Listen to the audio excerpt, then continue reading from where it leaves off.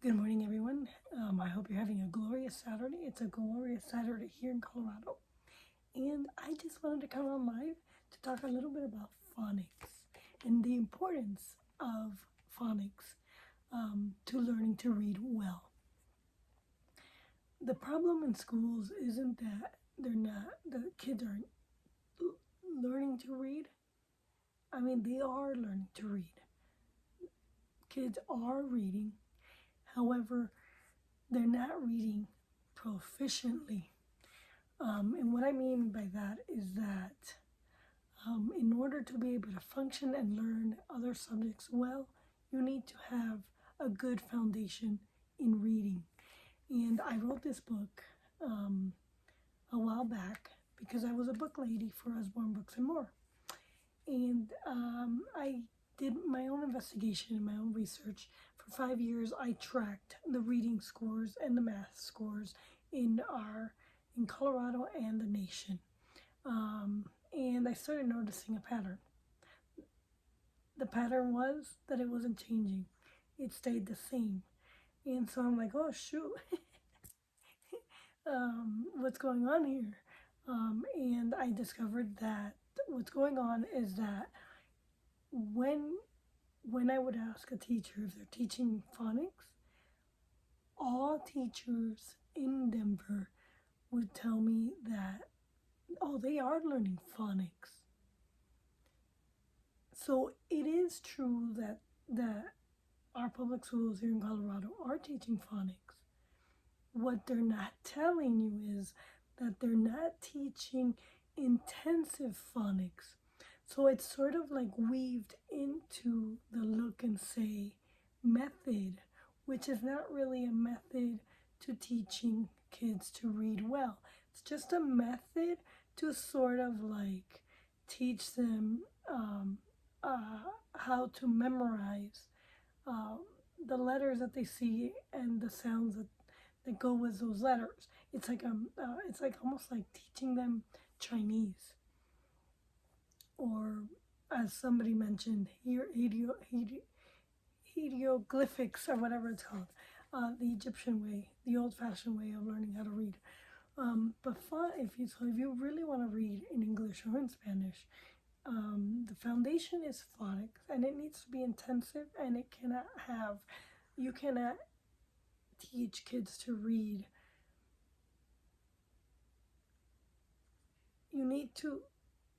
You cannot teach them to read by sight. You need to teach them first to hear the sound. Once they learn that every letter has a sound, and they learn the basic sounds that the basic letters make, then you could start teaching them the different combination of the letters when each letter combines with another letter. So in English, we have 185 different letter combinations. So it's a process in English to learn how to read well in English, because not only do you have to first hear the sound, then you have to train the eyes, then you have to train the pronunciation, and then you have to train them in word mastery and spelling. And then you have to train them in how to write what they hear. So it's a process that takes at least 10 years to teach a kid. So I ran for office because the one area that I wanted to fix was into law was the science of reading. And so my biggest goal would have been to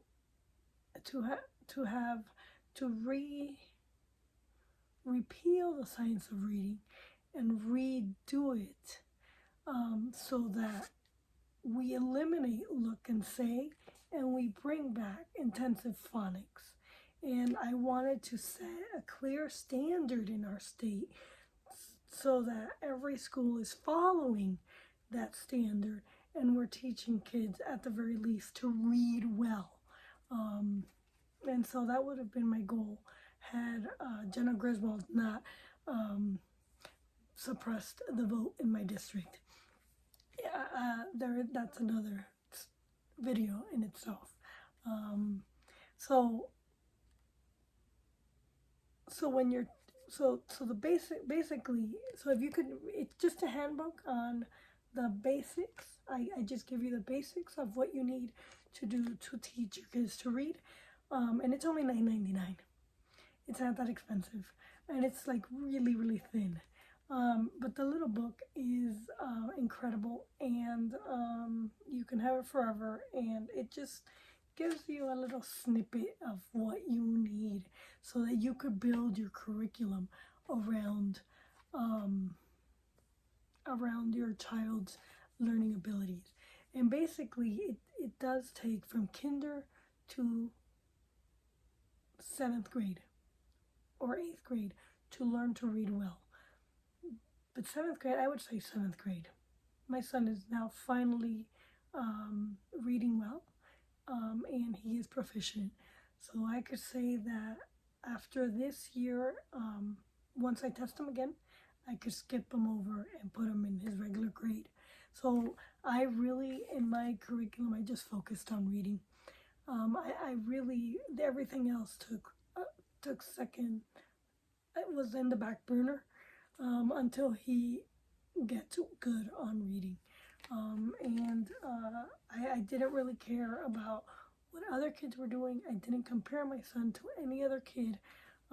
He is a normal boy, and boys are difficult to teach because, especially if they're active, they don't want to sit there and learn. And not every boy is a reader or cares to read early in life. They want to play, they want to engage. My son loves people, so now he's now developing, and he's coming out of his shell. He's a lot like me. And so now is the time when I'm going to put him back into school. That is a goal, and I'm also going to go back to school. I'd like to go get my law degree, and because I love helping people, and I also love being in my business for myself. So I have a good blend of business savvy, and I have a good blend of legal thinking skills. And so I think I am ready for law school, where before I was not ready. And